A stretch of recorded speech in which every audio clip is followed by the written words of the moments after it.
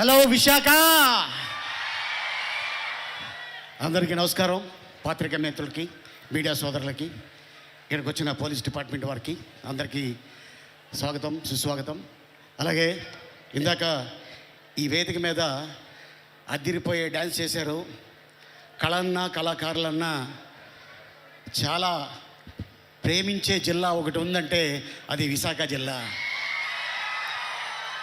ఎంతోమంది కళాకారులు ఇక్కడి నుంచి వచ్చారు, డైరెక్టర్స్ వచ్చారు, మ్యూజిక్ డైరెక్టర్లు వచ్చారు. కానీ విశాఖలో ఒక వజ్రం ఉంది. ఆ వజ్రం పేరే పూరి జగన్నాథ్. నాకు హాలీవుడ్లో ర్యాంబో తెలుసు, ఇక్కడ టాలీవుడ్లో మా ర్యాపో తెలుసు.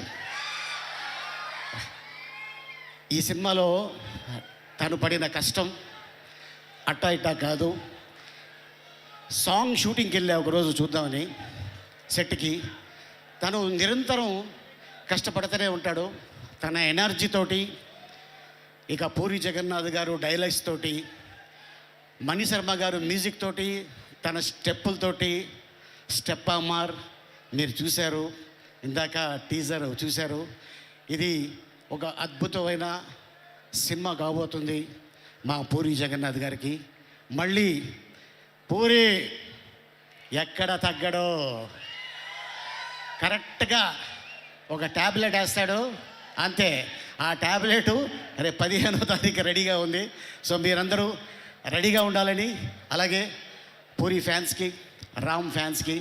ఇందాక మరి పూరి జగన్నాథ్ గారు తీసిన సినిమాలో అవ్వచ్చు, మొదటి సినిమా బద్రి,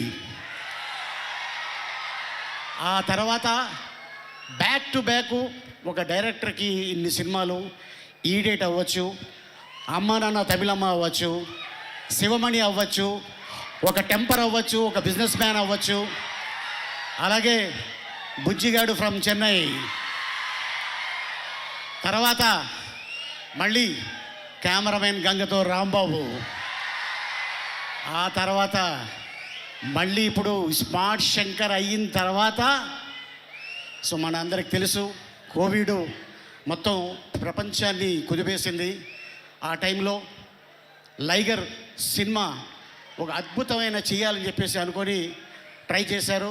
ఓకే, భగవంతుడు మనకి అవకాశం ఇవ్వలేదు. ప్రతి డైరెక్టర్కి, ప్రతి హీరోకి, ప్రతి నిర్మాతకి, ప్రతి బ్రానర్కి ఒక హిట్టు ఫ్లాపు ఉంటుంది. ఏ డైరెక్టర్ అయినా, ఏ నిర్మాత అయినా ఫ్లాపు తీయాలనుకోరు, హిట్టు తీయాలి అనుకుంటారు. ఎందుకంటే జనాల్ని మెప్పించాలి, హిట్టు కొట్టాలి అని ఆ ఉద్దేశంతో ఒక పాయింట్ని తీసుకొని సినిమా చేయడం జరుగుతుంది. మళ్ళీ ఇప్పుడు ఈ ఆగస్టు 15th రాబోయే సినిమా డబుల్ స్మార్ట్ శంకర్. ఇక మా ర్యాపో థియేటర్కి పట్టిన తుప్పిని వదిలిపెట్టడానికి 15వ తారీఖు వస్తున్నాడు.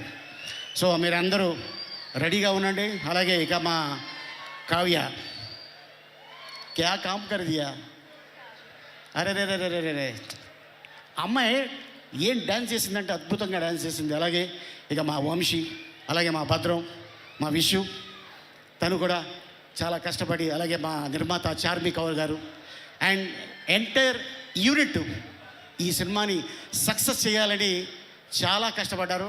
డెఫినెట్గా ఫలితం దక్కుతుందని నేను ఆశిస్తున్నాను. సో మా నమ్మకాన్ని మీరు ఒమ్ము చేయాలని నేను కోరుకుంటున్నాను. ఈ సినిమా పెద్ద హిట్ అవ్వాలని ఆ భగవంతుడిని కోరుకుంటున్నాను. ఈ అవకాశం ఇచ్చిన విశాఖ ప్రజలకి ధన్యవాదాలు. Thank you so much. Once again happy friendship day. ఓ happy friendship day Ali garu. మీకు కూడా థ్యాంక్ యూ సో మచ్. కాదు, మీరు ఆ లాస్ట్ డైలాగ్ ఏదో ఆ లాంగ్వేజ్లో ట్రై చేస్తారేమో అనుకున్నా నేను. ట్రైలర్లో వచ్చిందే, రోహిణితో చెప్తున్నారే, అది ఒకసారి అదేదో భాషలో విని, దాని అర్థం ఏంటో తెలియదు. ఇది అర్థం ఏంటంటే, ఇది అమెజాన్ ఫారెస్ట్లో ఒక లాంగ్వేజ్ ఉంది. ఆ లాంగ్వేజ్ని కనిపెట్టి ఆ క్యారెక్టర్ని క్రియేట్ చేసింది పూరి జగన్నాథ్. ఈడియట్లో మీకు తెలుసు, బండి మీద ఎందుకు వస్తానో, ఎందుకు ఇసుకేస్తానో నాకే తెలీదు. ఆ ఇసుక బీదర్లో దొరకదా అని మా అన్న అడిగాడు. అది అక్కడ దొరకదు, ఇక్కడి నుంచి తీసుకెళ్తున్నాను అని. కానీ ఇసుకే చూశాడు, కానీ నేను తీసుకెళ్ళేది ఇంకోటి బండ్లు. అదనమాట. So thank you so much. దాని అర్థం ఏంటి అంటే హ్యాపీగా నవ్వుకోండి అంతే. నాకు అది డెఫినెట్గా ఎస్. నా కోసం ఆ లాంగ్వేజ్ కనిపెట్టి రాసి ఓ అద్భుతమైన క్యారెక్టర్ సృష్టించి చేశా. అండ్ నేను కూడా ఆ బట్టలు ఇందాక అడిగావు కదా, అది బాగా చల్లగా ఉంది. బొంబాయిలో షూటింగ్ చేసాం. అది కాయ కచౌడి అన్నమాట. ఓకే అండి, ఓకే. నేను దీని అర్థం తెలుసుకోవాలనుకోవట్లేదు. Thank you so much Ali గారు.